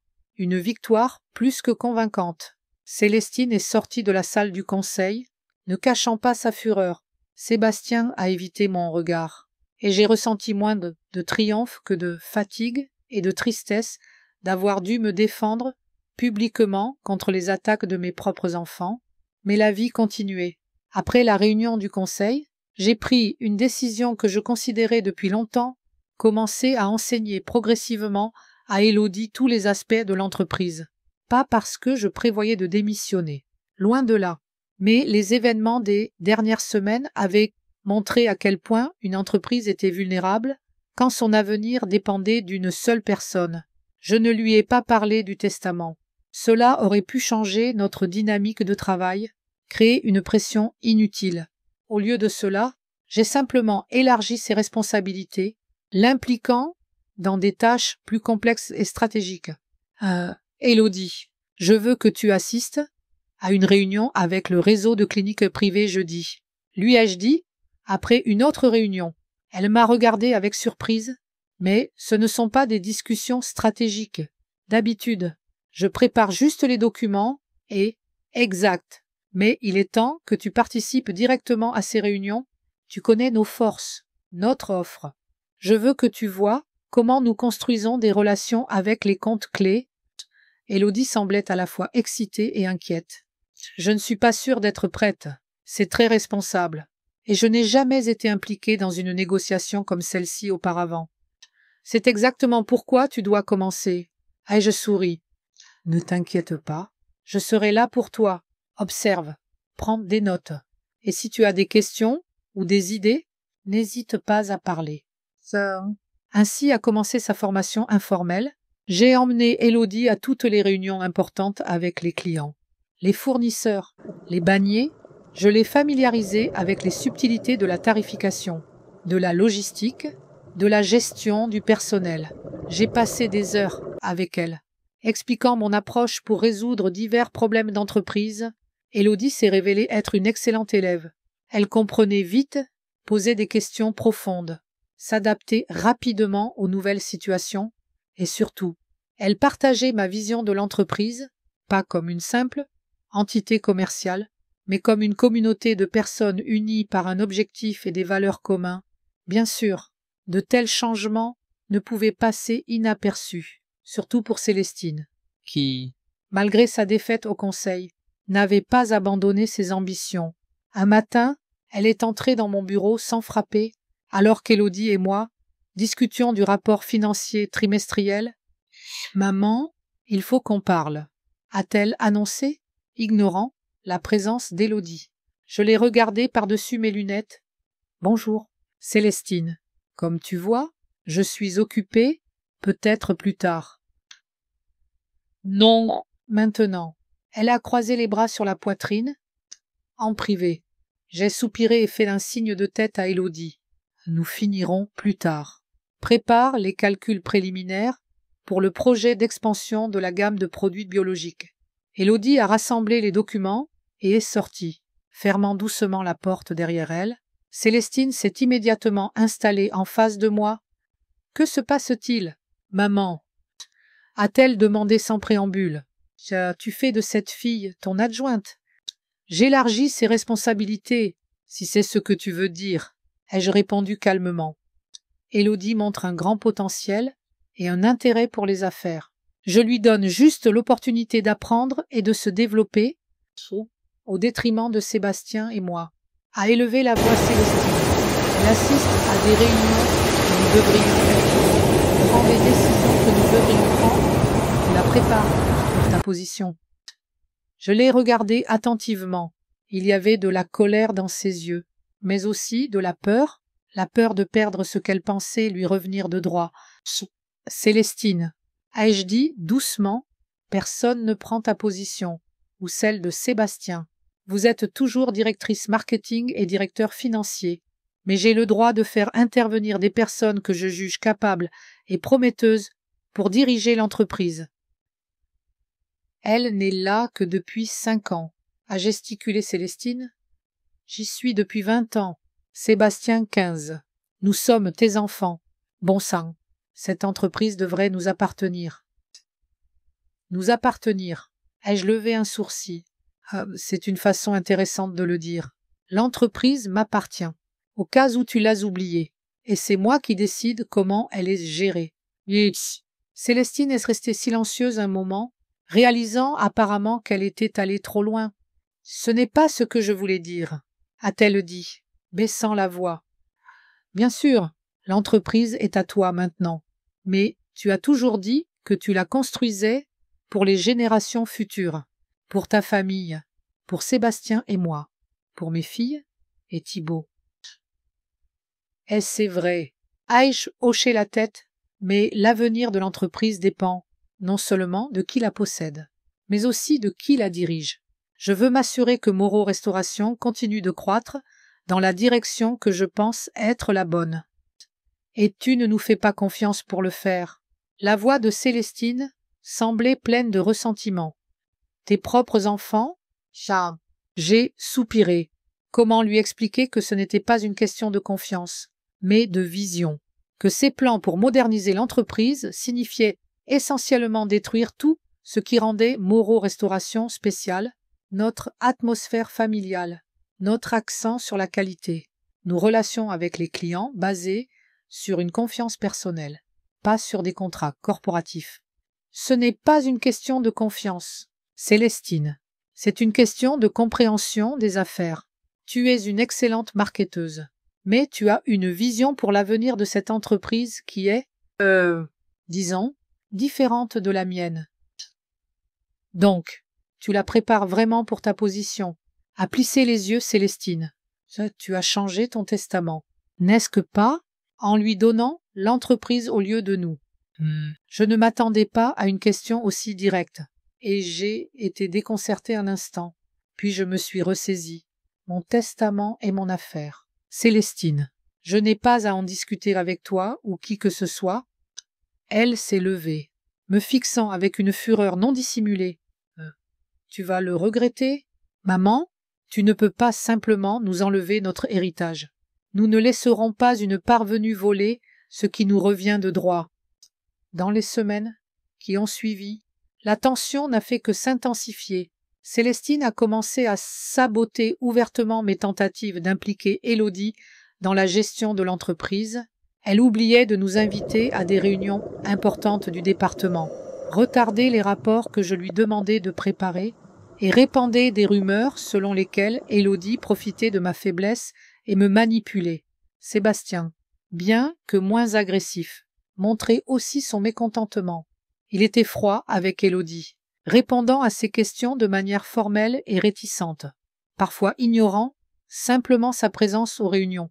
Un mois plus tard, j'ai décidé d'organiser un dîner familial chez moi, en partie dans l'espoir d'apaiser le conflit croissant avec les enfants, en partie pour qu'ils puissent voir Élodie dans un cadre informel et peut-être commencer à mieux s'entendre avec elle. J'ai invité Célestine, son mari Guillaume et leur fille, Sébastien et son fils Thibaut, et eux, bien sûr, Élodie. J'ai commandé le dîner dans mon restaurant préféré. À mon âge, cuisiner pour un grand groupe était épuisant. J'ai dressé la table dans la salle à manger de ma maison, une pièce spacieuse avec une grande table en chêne que j'avais achetée lorsque l'entreprise commençait à générer des profits sérieux. Célestine est arrivée avec son mari, mais sans ses filles, disant qu'elles avaient des activités scolaires. Je n'ai pas cru à cette excuse, mais je n'ai pas insisté. Sébastien a ramené Thibaut, ce qui a un peu égayé la soirée.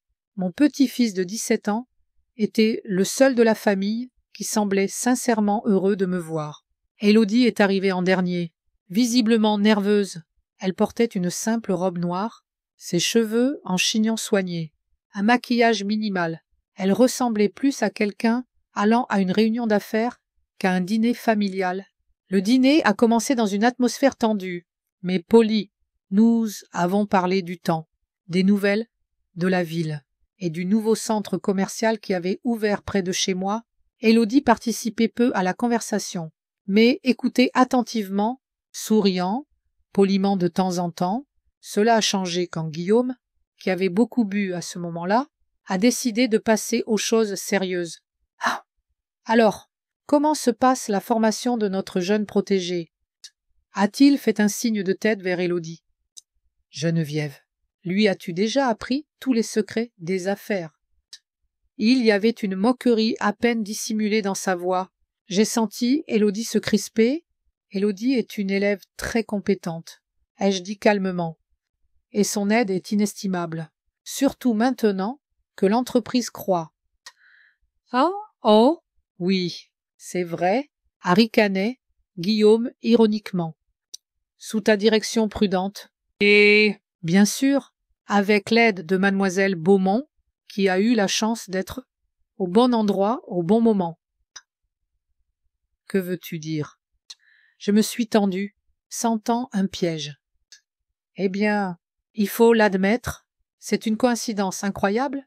Une jeune fille ambitieuse arrive dans une entreprise où la propriétaire est une femme âgée sans successeur évident et devient soudain son bras droit, sa confidente.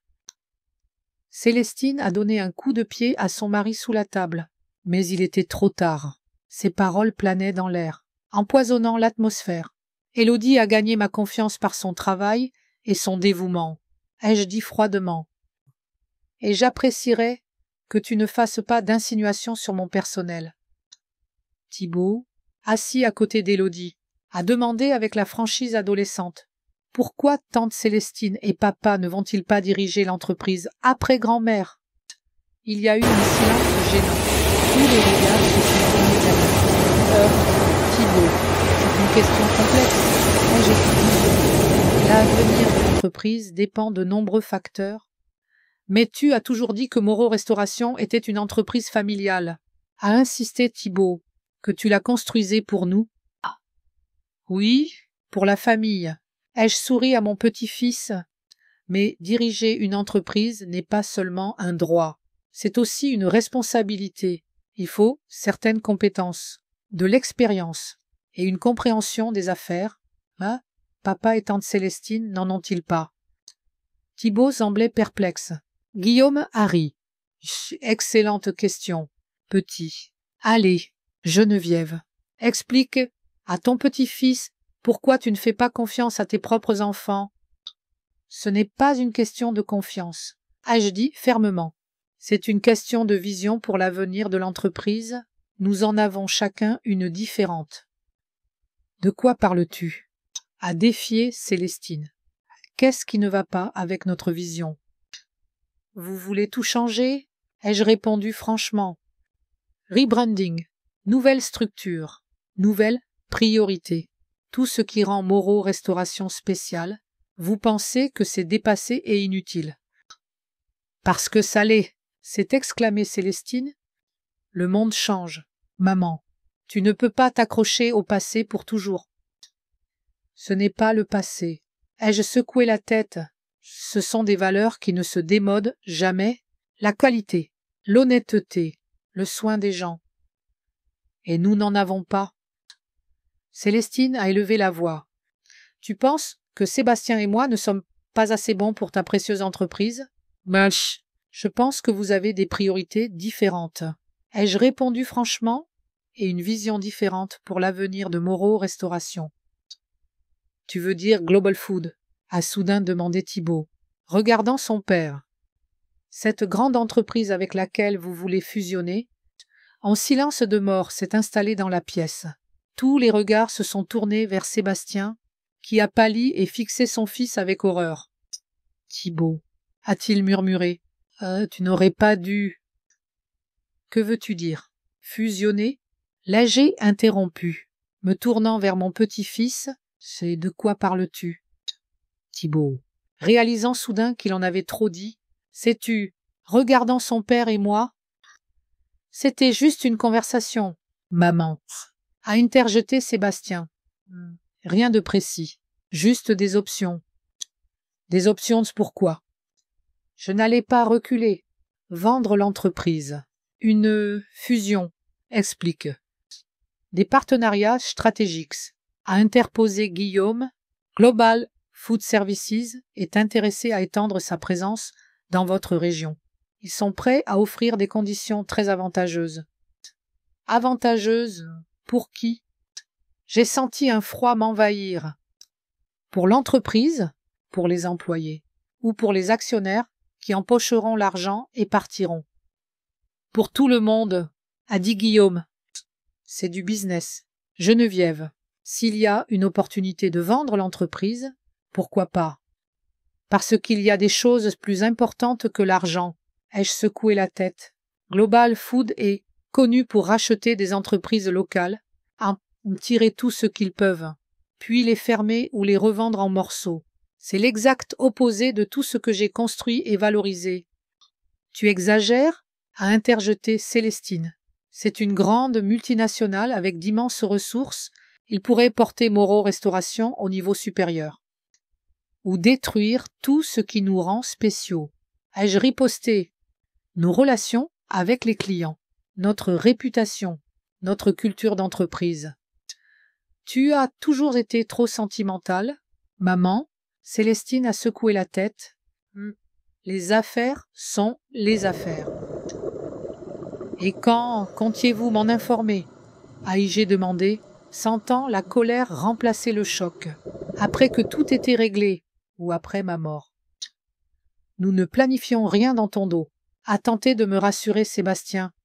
C'était juste des discussions préliminaires. Nous voulions voir s'il y avait un potentiel de coopération. Et qu'avez-vous découvert? Je l'ai regardé droit dans les yeux. Il a détourné le regard. Ils sont, intéressés. Ils offrent un bon prix, mais c'est au stade initial.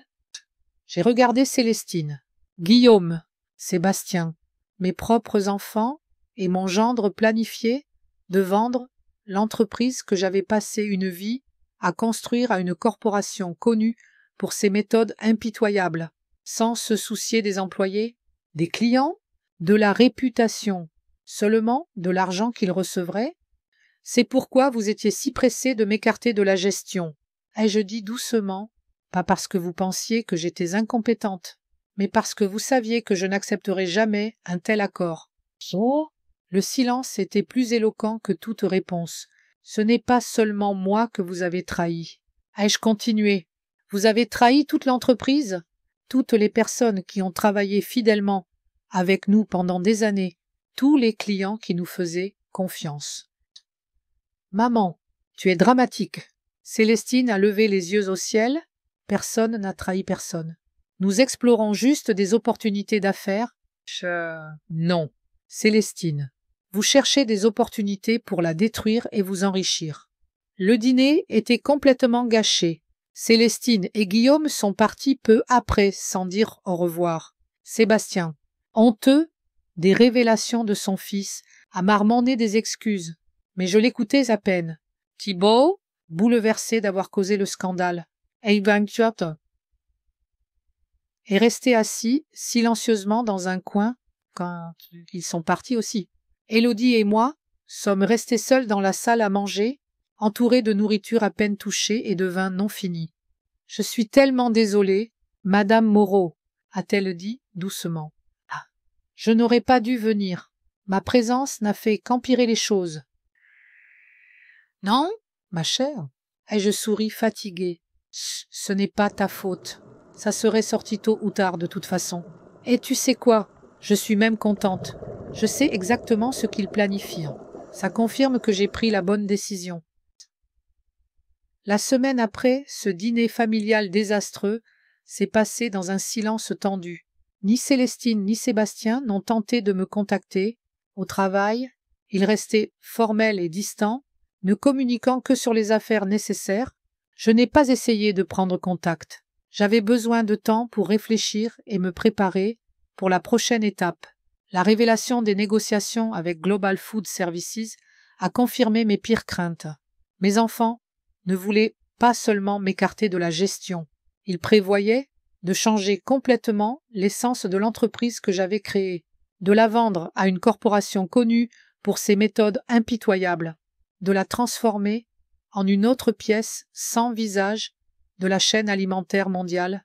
Tout cela ne faisait que renforcer ma certitude dans la décision que j'avais prise un mois plus tôt. Élodie méritait d'être l'héritière de Moreau Restauration, non seulement parce qu'elle était talentueuse et loyale, mais parce qu'elle partageait mes valeurs et comprenait la véritable essence de l'entreprise, pour elle comme pour moi. Ce n'était pas juste une affaire, mais une entreprise avec du cœur et de l'âme. Il était temps d'annoncer ma décision, non seulement légalement par un testament, mais publiquement, pour que tout le monde connaisse mes intentions. J'ai appelé Simon pour des conseils. « Es-tu sûr de vouloir le faire maintenant ?» a-t-il demandé. Après avoir entendu mon plan, cela va créer une énorme tension dans l'entreprise. Tes enfants pourraient essayer de contester la décision de ton vivant. Je sais, ai-je répondu, mais je préfère annoncer ma décision moi-même et expliquer mes raisons plutôt que de le laisser pour plus tard, quand je serai partie et qu'Élodie devra y faire face seule. Simon a réfléchi un instant. Ça a du sens. Mais prépare-toi à une forte résistance, peut-être une rupture définitive avec tes enfants. Cette perspective faisait mal, mais je l'avais déjà acceptée. Mieux vaut une rupture honnête qu'une fausse harmonie. Ai-je dit. D'ailleurs, ils ont fait leur propre choix quand ils ont décidé d'agir dans mon dos. La prochaine étape était de parler à Élodie. Tout ce temps, je ne lui avais pas parlé du Nouveau Testament, pour ne pas créer de pression supplémentaire. Mais maintenant, elle devait savoir. Je l'ai invitée chez moi un dimanche, un terrain neutre, sans risque d'être entendue par des collègues. Elle est arrivée à l'heure exacte, un peu méfiante, ne comprenant clairement pas pourquoi cette réunion. Assieds-toi, ma chère. Ai-je désigné une chaise dans le salon. Veux-tu du thé? Non, merci. Elle s'est assise, les mains sur les genoux, un geste que j'avais remarqué dans ces moments d'excitation. Quelque chose ne va pas. Madame Moreau, j'ai pris une profonde inspiration, rassemblant mes pensées. Élodie, ce que je vais te dire pourrait changer ta vie, et je veux que tu saches que tu n'es pas obligée d'accepter ce que je propose. C'est ton choix, et je comprendrai toute décision que tu prendras. Elle semblait perplexe, mais a hoché la tête. Il y a 1 mois, j'ai changé mon testament. Ai-je continué? Avant, la majorité des parts de Moreau, Restauration devait être divisée équitablement entre Célestine et Sébastien à ma mort. Maintenant, j'ai décidé autrement. J'ai fait une pause, observant la réaction d'Élodie. Elle écoutait attentivement sans m'interrompre. Selon le Nouveau Testament, 60% de l'entreprise te reviennent. Élodie, 15% à Célestine, 15% à Sébastien et 10% sont répartis entre Thibaut et l'œuvre caritative pour les orphelins que je prévois de créer. Tiens. Élodie m'a fixé, les yeux écarquillés, ne croyant clairement pas ce qu'elle entendait. Madame Moreau, je ne comprends pas. Pourquoi? Ne veux-tu pas? Pourquoi moi? Mais parce que tu le mérites. Ai-je dit simplement parce que tu comprends. Moreau, Restauration, mieux que mes propres enfants. Parce que tu te soucieras de l'entreprise, des gens qui y travaillent, des valeurs sur lesquelles elle est construite. Et Célestine et Sébastien, ils ont d'autres priorités. Élodie est restée silencieuse un moment, essayant de digérer ce qu'elle entendait, puis elle a secoué la tête. Mais ça, c'est trop. Je ne peux pas accepter un tel cadeau. Ce n'est pas juste pour tes enfants. Mais si, j'avais prévu une telle réaction. Élodie n'avait jamais cherché le pouvoir ou la richesse, une autre qualité qui la distinguait de Célestine et Sébastien. Ça, ce n'est pas un cadeau, Élodie. C'est une responsabilité. Et je te l'offre parce que je sais que tu en reconnais le poids. Tu n'utiliseras pas l'entreprise pour ton enrichissement ou ton ambition. Tu en prendras soin. Tu la feras croître dans la direction que je pense être la bonne. Mais tes enfants, ils ne me pardonneront jamais, ni à toi. Peut-être, ai-je soupiré, mais c'est un prix que je suis prête à payer pour protéger l'œuvre de ma vie. Et pour toi, si tu ne veux pas assumer cette responsabilité, je comprends. Nous trouverons une autre solution. Quoi? Élodie a hésité, regardant par la fenêtre le jardin d'automne. Je ne l'ai pas pressée. C'était vraiment une décision qui pouvait changer toute sa vie.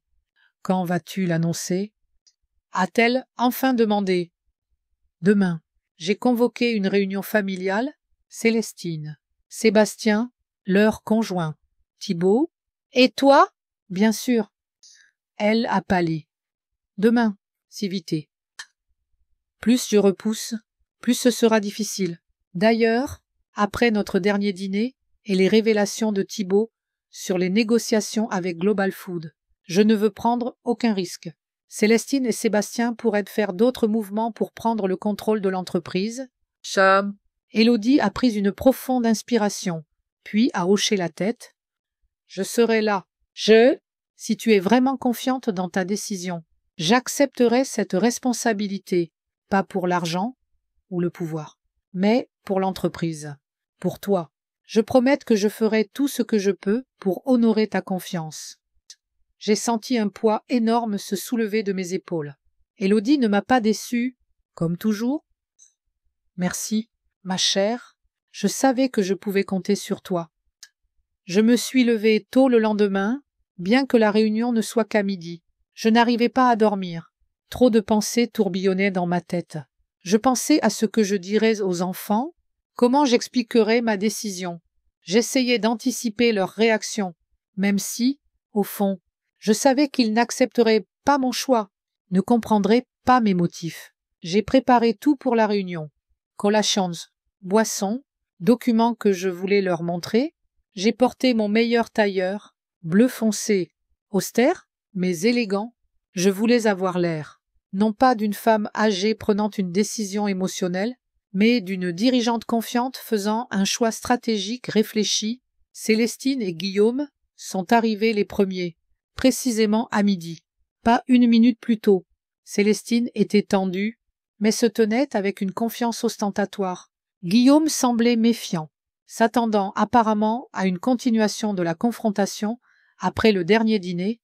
« Maman, Célestine m'a embrassé la joue. Tu as bonne mine. Et merci, ma chère. » Ai-je désigné le salon? Entrez. Les autres arriveront bientôt. Sébastien et Thibaut sont arrivés 10 minutes plus tard.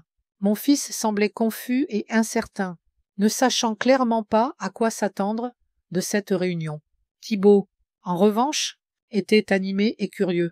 C'était une aventure pour lui, pas une crise familiale potentielle. Élodie est arrivée la dernière. À 12h15 précises. Comme convenu, je voulais que toute la famille soit réunie avant son arrivée. Elle était pâle, mais composée, vêtue d'une simple robe noire, ses cheveux soigneusement coiffés, elle semblait professionnelle et posée. Célestine et Sébastien ont échangé des regards perplexes en voyant Élodie. Ils ne s'attendaient clairement pas à sa présence à une réunion familiale. « Que fait-elle ici ?» a chuchoté Célestine, assez fort pour que tout le monde entende. « Élodie est ici à mon invitation. » Ai-je répondu fermement. « Et la raison deviendra claire très bientôt. Maintenant, s'il vous plaît, tout le monde. Asseyez-vous. » Merda. Quand tout le monde était assis dans le salon, Célestine et Guillaume sur le canapé, Sébastien et Thibaut dans les fauteuils, Élodie un peu à l'écart. Je me suis tenue devant eux, rassemblant mes pensées pour mon discours. Je vous ai réunis ici aujourd'hui pour annoncer une décision importante que j'ai prise. Ai-je commencé? Une décision qui déterminera l'avenir de Moreau Restauration après moi. Célestine s'est tendue, ses yeux se plissant. Sébastien s'est redressé dans son fauteuil. Il sentait que quelque chose de sérieux arrivait. Comme vous le savez, les derniers mois ont été difficiles pour notre famille et l'entreprise. Ai-je continué? Il y a eu des désaccords, des conflits, des tentatives de changer la voie que je crois être la bonne. Et tout cela m'a fait réfléchir sérieusement à ce qui arrivera à Moreau Restauration après que j'aurai quitté les affaires. « As-tu décidé de prendre ta retraite ?» a demandé Sébastien rapidement. « Non. » Ai-je secoué la tête? Tant que je serai capable de diriger l'entreprise, je le ferai. Mais personne ne dure éternellement, et je dois m'assurer que l'œuvre de ma vie est entre de bonnes mains. J'ai fait une pause, regardant chaque personne présente. Ça, il y a un mois. J'ai changé mon testament. Selon la nouvelle version, la majorité des parts de Moreau Restauration, 60%, reviendra à Élodie Beaumont à ma mort. Un silence de mort s'est installé dans la pièce. Célestine et Sébastien se sont figés, comme frappés par la foudre. Guillaume a blêmi. Thibaut m'a fixé, les yeux écarquillés, ne croyant clairement pas ce qu'il avait entendu. « Est-ce une blague ?» a enfin lâché Célestine, sa voix tremblant de rage à peine contenue. « Non, Célestine, c'est ma décision finale, » ai-je dit calmement, mais fermement. Toi et Sébastien recevrez chacun 15% des parts. 10% seront répartis entre Thibaut et l'œuvre caritative pour les orphelins que je mets en place. « Tu ne peux pas faire ça. » Célestine s'est levée d'un bond, son visage tordu par la colère. « C'est notre entreprise, notre héritage. Tu ne peux pas la donner à une parvenue. »« Je peux, Célestine. » J'ai gardé la voix basse. Je possède l'entreprise et j'ai tout droit de l'utiliser comme je l'entends. « Nous contesterons le testament, » est intervenu Guillaume. « Tu es folle. Si tu penses que tu peux déshériter tes propres enfants au profit d'une étrangère, ne me menace pas. » Guillaume, l'ai-je regardé avec une froide certitude. Le testament est juridiquement irréprochable. Il y avait des témoins indépendants à la signature, y compris un médecin qui a confirmé ma pleine capacité. Vous pourriez essayer de le contester, bien sûr, mais ce serait une perte de temps et d'argent. Sébastien, contrairement à Célestine et Guillaume, restait silencieux, fixant le sol. Quand il a enfin parlé, sa voix semblait douce et brisée. Pourquoi, maman? Qu'avons-nous fait de mal? La question m'a touchée. Pas la rage de Célestine, pas les menaces de Guillaume, mais l'étonnement silencieux de Sébastien. Ce n'est pas une question de ce que vous avez fait de mal, Sébastien. Ai-je dit plus doucement? C'est une question de ce qu'Élodie fait bien. Elle comprend Moreau Restauration, partage mes valeurs, ma vision pour l'avenir de l'entreprise. Elle ne la voit pas seulement comme une source de revenus ou de statut, pour elle, comme pour moi. C'est une entreprise avec du cœur et de l'âme. Et pour nous, ce n'est pas... Les yeux de Célestine brillaient de larmes de rage. Nous sommes avec cette entreprise depuis 20 ans. 20 ans. Et elle, 5. Et tu lui donnes tout. Pas tout, Célestine. 15% chacun est une part significative.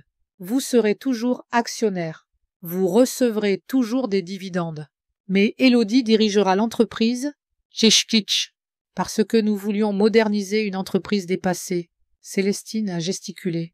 Parce que tu voyais les opportunités que tu manquais à cause de ton conservatisme.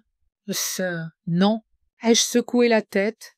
Parce que vous planifiez de vendre à Global Food Services dans mon dos. Parce que les profits rapides sont plus importants pour vous que 30 ans de réputation.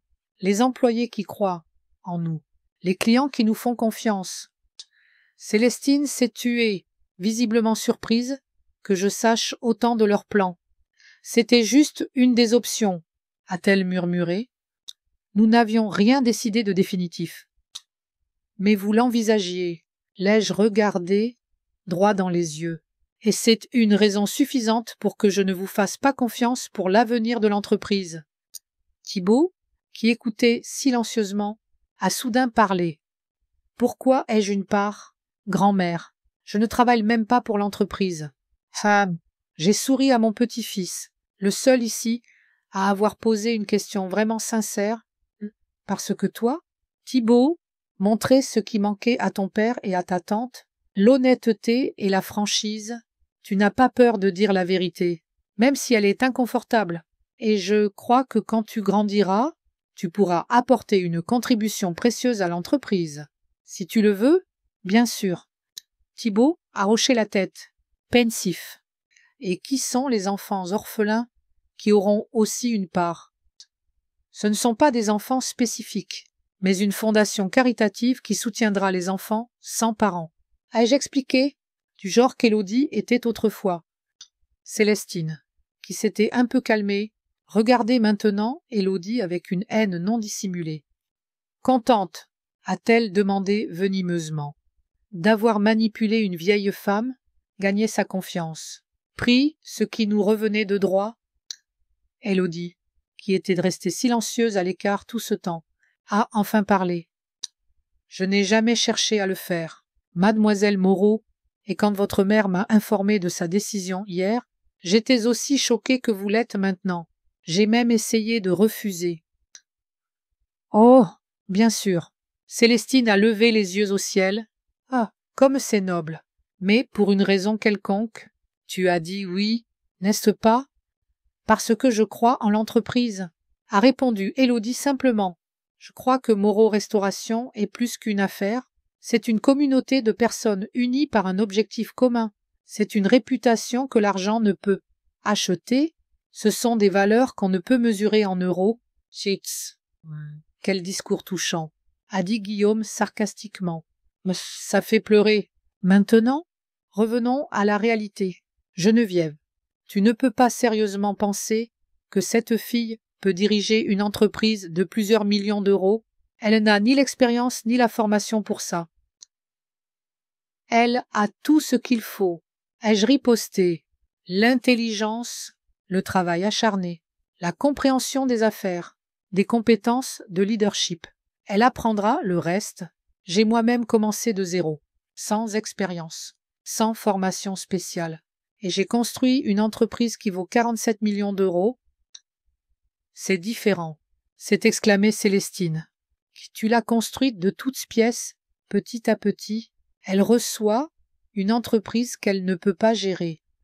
Je lui apprendrai, ai-je dit fermement, pour le temps qu'il me reste, Je vais lui transmettre mes connaissances, mon expérience, quand elle prendra le contrôle. Elle sera prête. Tiens, hein, c'est insensé. Célestine a secoué la tête. Je suis absolument insensé. Tu détruis l'entreprise de tes propres mains. Non, Célestine, je l'ai sauvée de toi et de Sébastien, de vos plans pour la vendre au premier bon enchérisseur, de votre mépris pour tout ce qui rend Moreau Restauration spéciale. Célestine s'est levée, ramassant son sac. Nous partons, et nous ne reviendrons pas, ni dans cette maison, ni dans cette entreprise, puisque tu l'as choisie, elle plutôt que tes propres enfants, vise avec ce choix. Chez Célestine. Sébastien a essayé de l'arrêter. Ne prenons pas de décision hâtive. Et non, Sébastien. Elle s'est tournée vers son frère. Je ne vais pas m'humilier en travaillant sous cette parvenue. Tu peux rester si tu veux. Mais moi, je pars. Sourquesment. Elle s'est dirigée vers la sortie. Guillaume la suivant. Un instant plus tard, la porte d'entrée a claqué. Un silence s'est installé dans la pièce. Sébastien restait assis, la tête baissée. Thibault le regardait avec inquiétude. Élodie semblait choquée et bouleversée. Je suis désolée de ce qui s'est passé. Ai-je dit enfin? J'espérais qu'on pourrait en discuter calmement, comme des adultes. Mais je suppose que c'était naïf de ma part. T'attendais-tu à une autre réaction? Sébastien a levé les yeux vers moi, fatigué. Tu nous as volé ce que tu nous avais promis toute notre vie. Bien sûr que Célestine est furieuse. Je ne vous ai pas tout volé, Sébastien. Vous avez encore des parts significatives, des sièges au conseil. Si vous les voulez, c'est juste que le contrôle de l'entreprise ira à la personne en qui j'ai confiance pour son avenir. Sébastien a soupiré. Je ne sais pas quoi dire, mère. C'est très douloureux. Mais je ne ferai pas une scène comme Célestine. J'ai besoin de temps pour réfléchir. Je comprends. Ai-je hoché la tête? Et je respecte ton droit à tes sentiments. La porte sera toujours ouverte pour toi. Sébastien, et pour Thibault, bien sûr. Mon petit-fils, qui avait écouté attentivement toute la conversation, a soudain demandé: puis-je aussi étudier les affaires? Pas maintenant. Bien sûr, mais quand j'aurai fini le lycée, j'ai souri, ressentant une soudaine bouffée d'espoir. Bien sûr, Thibault, je serai très heureuse de te voir dans l'entreprise quand tu seras prêt. Sébastien s'est levé, posant une main sur l'épaule de son fils. Nous devrions partir. Merci d'avoir été honnête. Mère, même si je n'aime pas ce que j'ai entendu. Après leur départ, Élodie et moi sommes restés seuls. Elle semblait choquée et coupable. C'est un désastre, a-t-elle murmuré. Ils me détestent, et toi aussi, je pense. Ils sont en colère. Je me suis assise à côté d'elle. C'est naturel, peut-être qu'avec le temps, ils se calmeront et comprendront mes motifs. Et s'ils ne le font pas, eh bien, c'est le prix que je suis prête à payer pour préserver l'entreprise. Je suis tellement désolée d'avoir causé une rupture dans ta famille, a-t-elle dit, des larmes brillant dans ses yeux. Tu n'es pas la cause, Élodie. Ai-je pris sa main?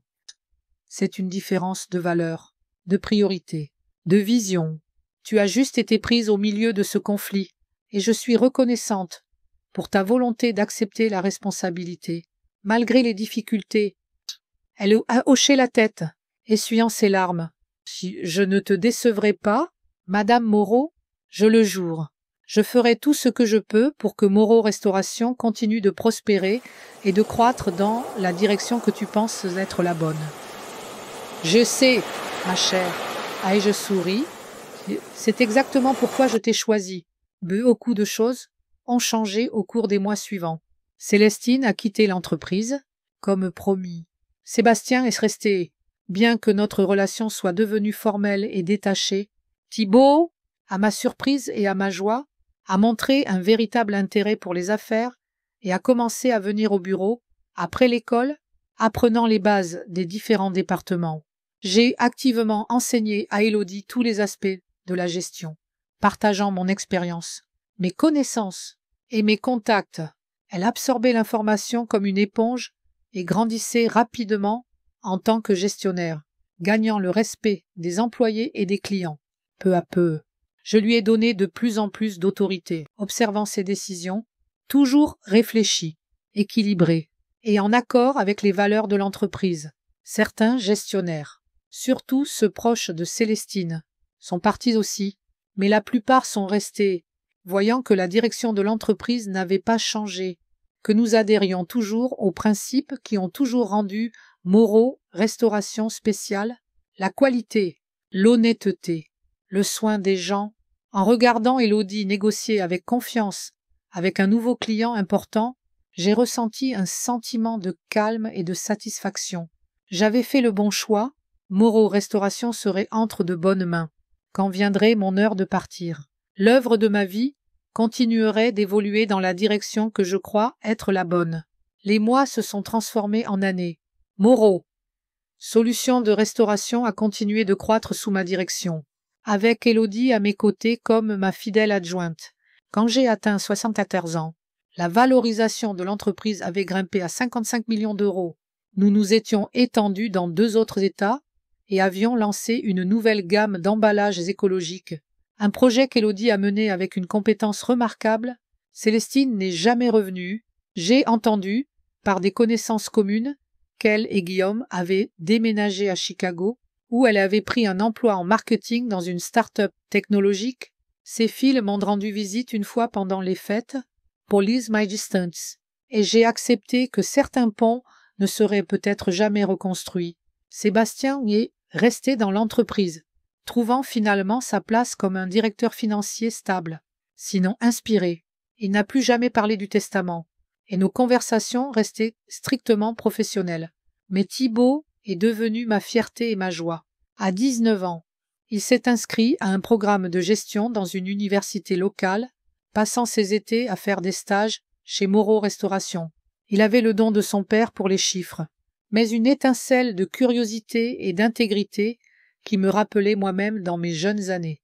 Élodie, maintenant, âgée de 29 ans, était devenue une leader redoutable. Elle menait des négociations, supervisait des projets majeurs et gagnait la loyauté de l'équipe, tout en maintenant le cœur et l'âme de l'entreprise que j'avais construite. Un soir calme, alors que j'étais assise dans mon bureau à examiner les derniers rapports trimestriels, Élodie a frappé et est entrée, portant un plateau familier de thé et de biscuits aux amandes. « J'ai pensé que tu pourrais avoir besoin d'une pause », a-t-elle dit, posant le plateau avec ses « Tu me connais trop bien ». Aïe, je ris, lui faisant signe de s'asseoir. Nous avons siroté le thé dans un silence confortable, celui qui vient des années de respect et de compréhension mutuelle. « Madame Moreau », a-t-elle dit après un moment, « j'ai réfléchi à l'avenir, pas seulement celui de l'entreprise, mais le mien. Je veux m'assurer que je fais ce qu'il faut pour ta vision, pas seulement maintenant, mais pour les années à venir. » Je l'ai regardée, la fille qui était entrée dans mon bureau il y a 5 ans, avec un CV modeste et un pendentif en forme de clé en argent. Maintenant, une femme confiante, portant le poids de mon héritage. Élodie, ai-je dit, tu fais déjà ce qu'il faut, chaque jour. Tu as pris tout ce que je t'ai enseigné et tu l'as fait tien. Moreau Restauration ne fait pas que survivre.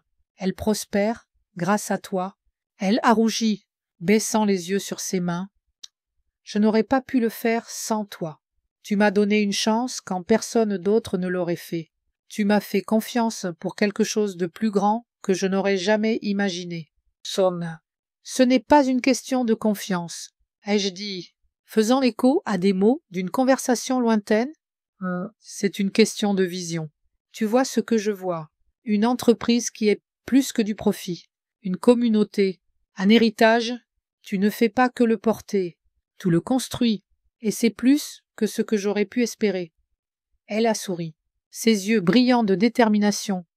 Je continuerai à construire, Madame Moreau, pour toi, pour l'entreprise, pour tous ceux qui y croient. J'ai hoché la tête, ressentant une chaleur se répandre en moi, pas seulement du thé, mais de la certitude que l'œuvre de ma vie était en sécurité, en regardant par la fenêtre la skyline de Jefferson, maintenant parsemé de nouveaux bâtiments, mais conservant toujours le charme de l'endroit où j'avais construit mon empire. J'ai pensé à Étienne, au matin tôt dans ma cuisine, aux risques et aux sacrifices, aux enfants qui s'étaient détournés de moi, et à la jeune femme qui était devenue la fille de mon cœur, sinon de mon sang. Moreau Solutions de Restauration était plus qu'une entreprise, c'était mon histoire, gravée dans chaque contrat, chaque repas, chaque vie qu'elle touchait, et maintenant, c'était aussi l'histoire d'Élodie. Je n'avais aucun regret, seulement une fierté silencieuse que l'avenir pour lequel j'avais lutté se déployait déjà, forte, vibrante et fidèle aux valeurs qui m'avaient porté tout au long de ma vie.